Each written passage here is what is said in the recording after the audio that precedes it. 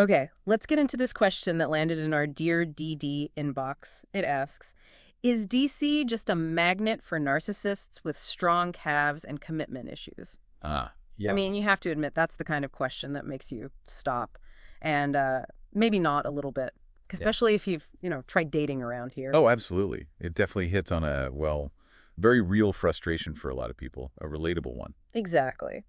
So for this deep dive, we're looking at a recent Dear DD dating letter. It's on districtdrama.com. Hmm. It's from someone new to town. They call themselves I Swallow, and they're basically laying out their experience dating as a gay man in DC. And it's quite the description. Yeah, I read that one. And to help us sort of unpack it, we've also got insights from Dr. Tova F. Manachua Goldberg. That's a pseudonym, by the way. She's a clinical and forensic psychologist. Right. So we have that firsthand account alongside a professional analysis. That should give us a pretty solid picture of what makes the DC dating scene so, well, unique. And I imagine a lot of listeners have probably run into similar things, so this should really hit home for some. Definitely. Our goal today isn't just to, rehash the usual complaints about dating here. We want to understand the specific dynamics, especially for gay men, Hmm. look at maybe some of the psychology behind it, and hopefully offer some insights that you can actually, use. Likely to sort of look beneath the surface Yeah. at what might be driving these experiences. So let's start with what I Swallow actually said. They describe DC dating as feeling, well, transactional, not organic. Their phrase was linked in with abs. Wow. Yeah. That's I evocative. mean, they felt like conversations were basically, what can you do for me and how fast? Lots of ghosting too, apparently, unless maybe there's some exclusive party involved. Okay.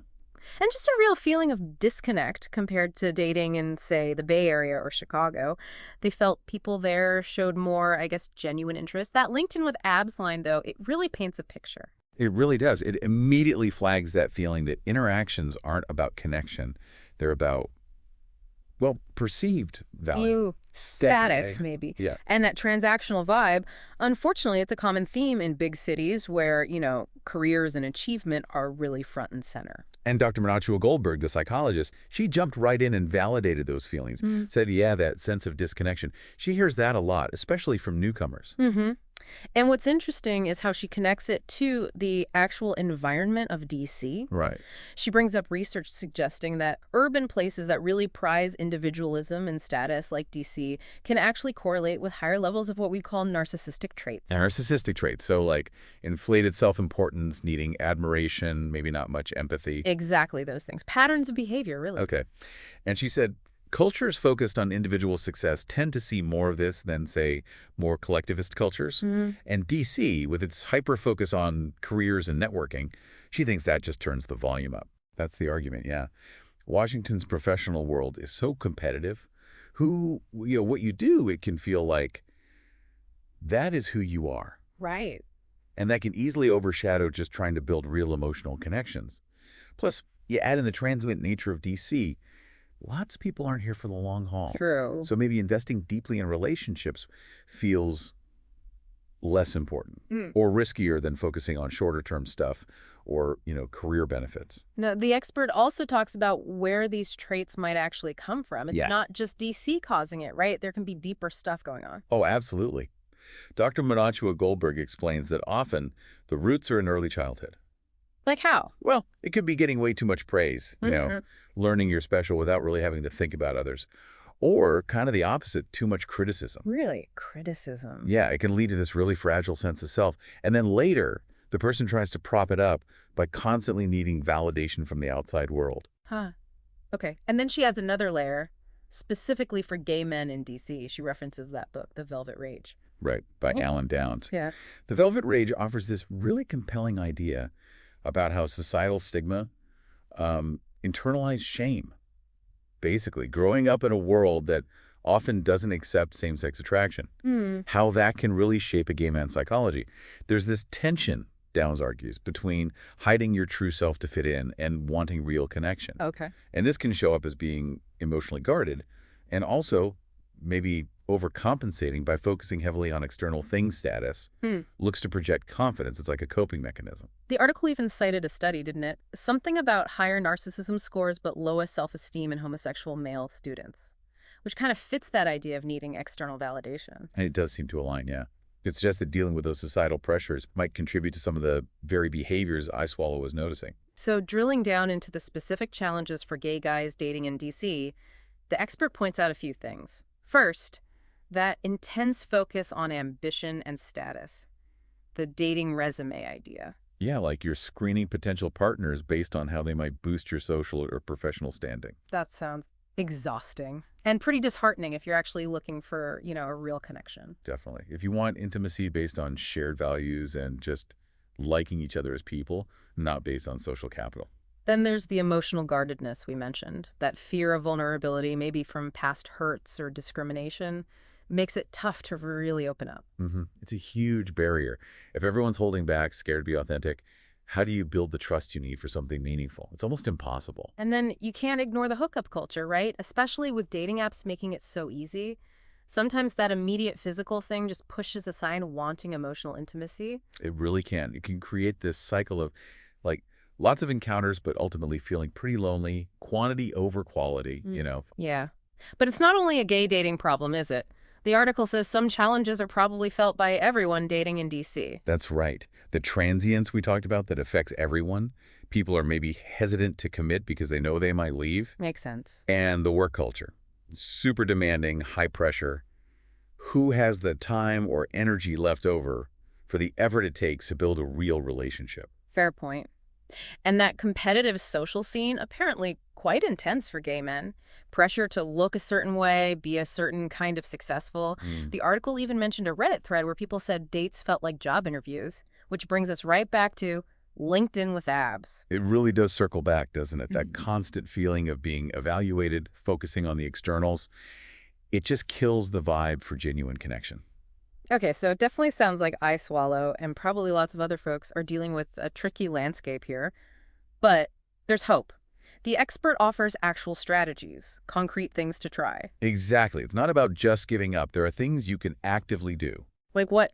What's the first one? First, get really clear on your own relationship goals. Like, what are you looking for? Okay. And then be upfront about it on Yeah. your profile in those first chats. hmm If you're seeking something deeper, say so.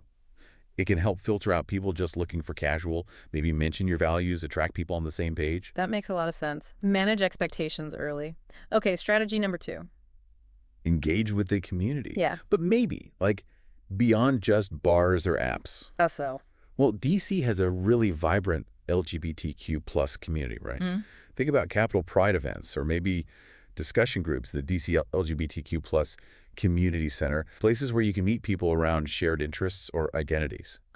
So finding connection points beyond just the usual dating scene. I like that. More potential for authenticity. What else? Setting healthy emotional boundaries. Huh. This is a big one. Meaning? Meaning be mindful of how much time and energy you pour into apps that are mostly about hookups and maybe consciously slow down the physical side of things. Yeah. Let an emotional connection build first. See if there's something deeper there before jumping into bed. Assess the potential beyond just attraction or that immediate validation hit. Right, shifting the focus. Prioritize the emotional bond over the instant gratification. That feels really key. It is. And then also crucial, learn to spot narcissistic red flags. Dr. Manacho Goldberg basically says, trust your gut. If someone consistently seems self-absorbed or lacks empathy, pay attention. Yeah, the article listed some specific DC examples for those flags, like entitlement, that what can you do for me fast? A vibe again. Lack of empathy, only interested if there's a social payoff, like getting into some exclusive party. Needing admiration, constantly focused on status, looks, the whole LinkedIn with abs performance. Right. And exploitative behavior, using people, keeping connections superficial. Recognizing those patterns early can save you a lot of emotional energy. It helps you protect yourself. Definitely. And the last piece of advice. Prioritize self-care. Seriously, moving to a new city is stressful. Dating is stressful. So you've got to nurture yourself. Hobbies, exercise, friends, build your own support system. It builds resilience, makes you feel more confident going into dating. Self-care isn't selfish, it's essential. Absolutely fundamental. When you feel good about your own life, secure and fulfilled, you're just in a much better position to handle dating's ups and downs and attract healthier dynamics. So the article wraps up by reassuring I Swallow, and really anyone listening who feels this way, that Look, if you're feeling disconnected in DC dating, it's probably more about the city's unique culture than some personal failing. That validation is so important. And it points out that having self-awareness and humor about it all, those are actually strengths. Definitely. Ah. It's easy to take dating struggles personally, think, what's wrong with me? hmm Understanding the context, the environment's influence can really shift your perspective. So bringing it all together, it seems like, yes, dating in DC, especially for gay men, does have these specific hurdles. They're tied to the city's focus on careers, status, the transient population. Right, and that environment can, yeah, maybe encourage or amplify some narcissistic traits and lead to interactions that feel pretty superficial. And this is the important part. Meaningful connections aren't impossible. Not at all. Yeah. As we discussed, it just takes conscious effort, Huh. self-awareness, and actually using some of these strategies to navigate the scene better. So thinking back to that first question, is DC a magnet for narcissists with strong cabs and commitment issues? Maybe the answer isn't a simple yes or no. Probably not. It's more nuanced. But hopefully you listening have a clearer picture now of the dynamics at play. Maybe think about which of these challenges or solutions really resonate with you, and perhaps, consider trying out one or two of those strategies yourself.